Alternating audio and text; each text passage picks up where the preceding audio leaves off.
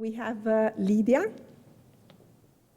So as I have to say, like Lydia, a word to describe her, it will be versatility, because not only she's very passionate about neuroscience, but what I learned about her is that she's very into robotics. That I don't know you, but it's not something that would have even crossed my mind when I was in high school. And actually, she's the captain of her school team of robotics. And she was supposed to be here at the Brain Bee in April, but actually she ditched Max Planck because she was at the final, at the state final of a robotics competition. So we forgave her, and we were very happy that we managed to have her being part of this internship.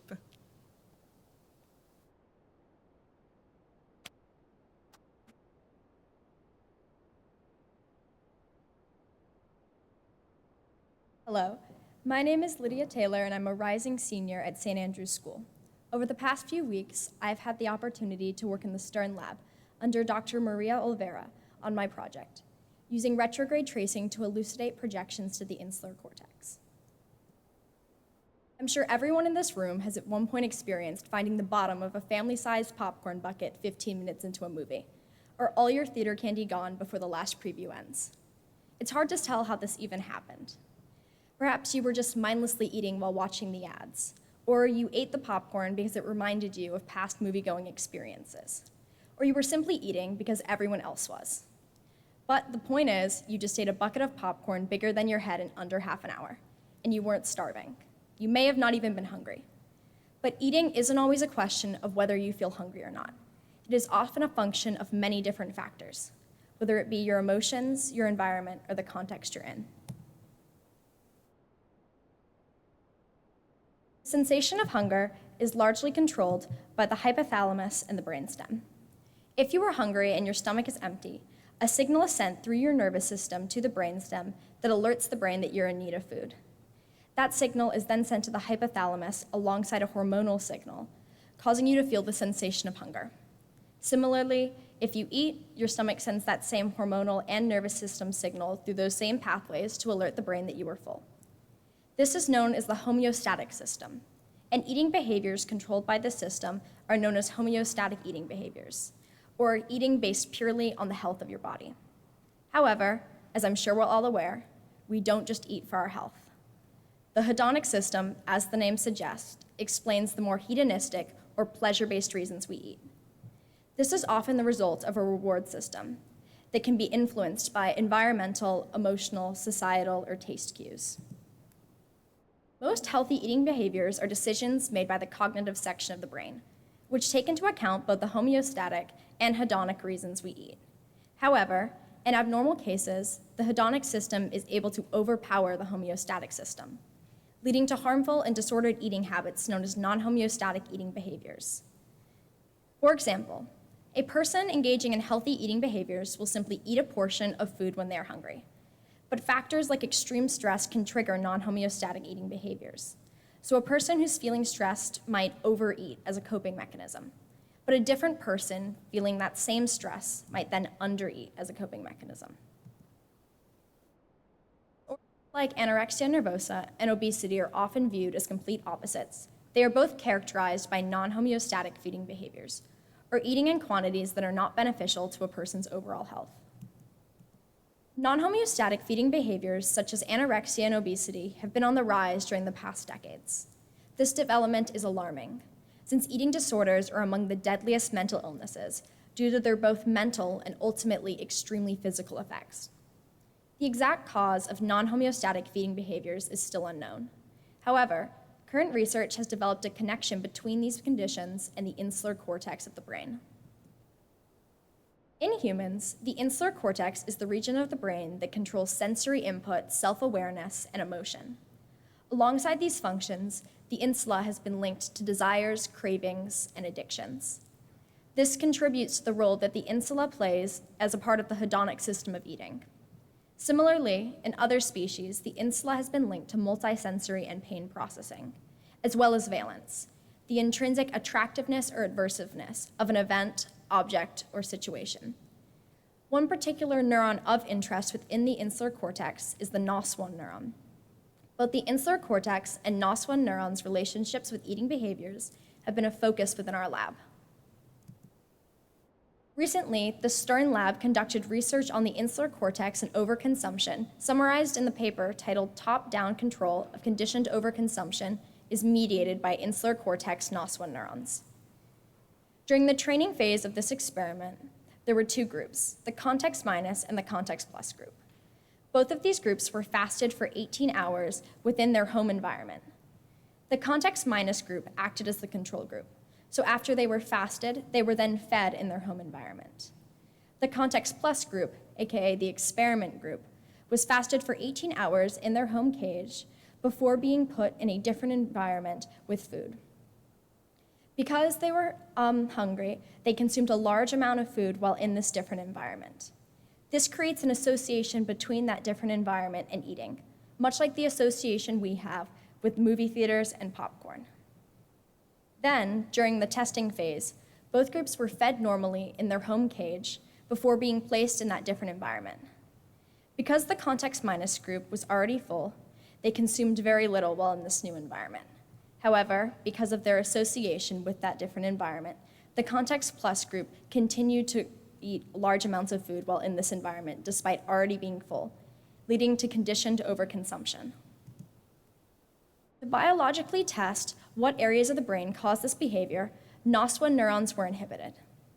As you can see in blue, when the NOS1 neurons are allowed to function normally, the context plus group that has been conditioned to overeat consumes far more than the context minus group.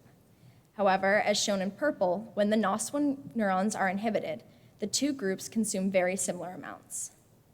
This demonstrates just how vital NOS1 neurons and the insula in general are for non-homeostatic feeding behaviors like overconsumption, since when inhibited, the non-homeostatic feeding behaviors of the context plus group no longer occurred.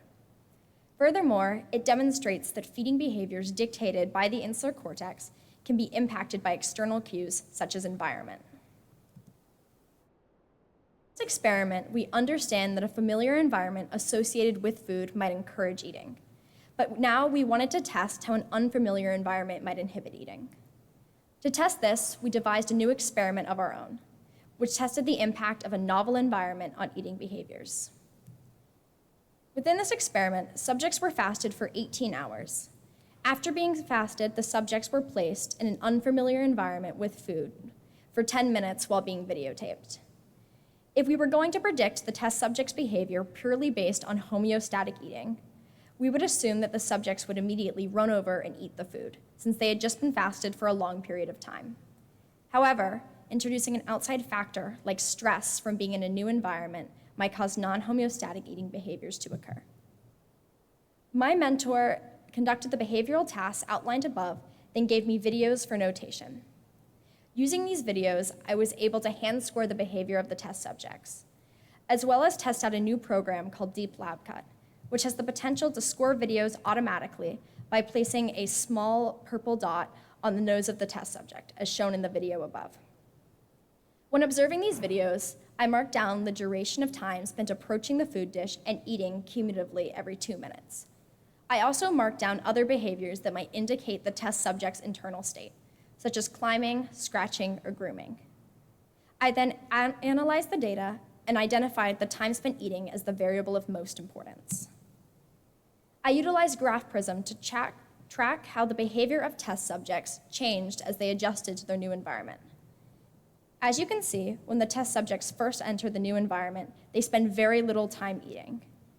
However, as the subjects become more and more familiar with the environment and comfortable, their time spent eating increases. This shows that a factor like environment and stress from being in a new environment can at least temporarily override a subject's homeostatic need to eat. This, like the overconsumption tasks, demonstrates that environment has the ability to influence feeding behaviors controlled by the insula. However, it's unclear how the insular cortex is receiving this information to base their feeding behaviors off of. So we asked ourselves, which regions of the brain is the insular cortex receiving projections from during non-homeostatic feeding behaviors? Through the use of retrograde tracing, we can discover the areas currently sending signals to the insula, which can lead to a better understanding of the relationship between eating behaviors and other areas of the brain. Retrograde tracing involves the implementation of a virus that produces a fluorescent protein into the brain, which works backwards to track neural pathways and the origins of neural signals. Certain viruses work through retrograde transneural transfer, meaning that they affect cells sending signals to a starter cell. Within this study, we marked the NOS1 neurons within the insular cortex as our starter cell. We then implanted a virus that uses retrograde transneural transfer into the insula. This virus will then follow the projection pathways of signals being sent to the NOS1 neurons within the insular cortex.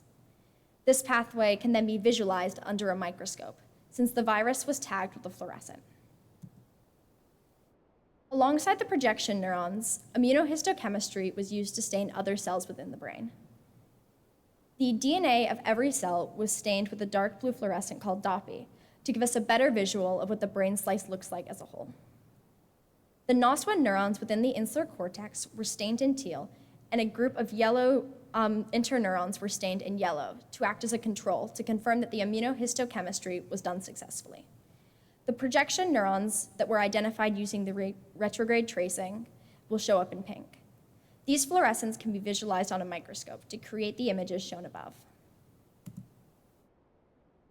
After looking at the regions of the brain with the most concentrated pink fluorescent areas, aka the areas sending the strongest signals to the insular cortex, we found 6 main areas of interest. The prefrontal cortex, which is responsible for decision-making and cognitive thought, the motor cortex, which controls voluntary movement, the hypothalamus, which, as previously mentioned, manages food intake, the brainstem, which processes signals from the nervous system to the brain, the basolateral amygdala, the emotional center of the brain. And interestingly, we found that the insular cortex is sending signals to itself.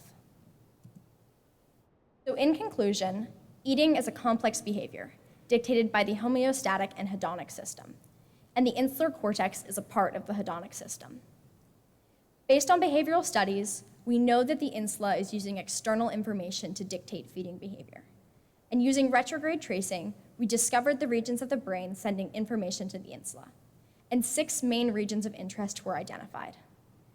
Though there is still a lot more to be discovered about the insular cortex and how it functions, by identifying the regions of the brain related to it, we open doors for future research. Understanding what regions of the brain are involved with the insular cortex provides a possible explanation for the disordered eating behaviors associated with it, and leads us closer to preventing and one day treating eating disorders. I would like to thank Dr. Stern for this amazing opportunity to do research within her lab, and my mentors, Maria and Sebastian, for their guidance on this project. I would also like to thank my fellow intern, Elizabeth, who worked on this project with me, and my entire lab for assisting me in giving the skills needed to succeed. And of course, I would like to thank all our MPFI donors for making opportunities like this possible. I'd now like to open up the floor to questions. Thank you.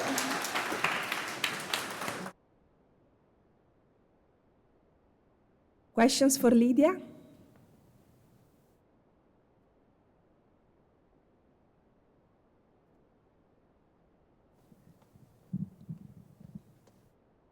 How did you inhibit the, they say NOS1 cells? Is that what they're? Yes. And when is that going to be on the market? No. Okay. So the question was, how did we inhibit the NOS1 neurons, and when will this be on the market? So the NOS1 neurons were inhibited using an injection of something called NOS1 HD4-MI. And this essentially just silences the NOS1 neurons and makes them so that they're no longer able to function. And the reason we did this was purely for research purposes to confirm how vital the NOS1 neurons are for overconsumption to occur. However, it has not been tested for pharmaceutical purposes, and we currently don't know what other possible effects that could have.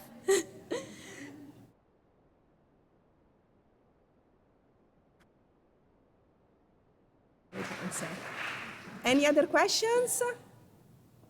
Okay, thank you so much, Lydia. Thank you.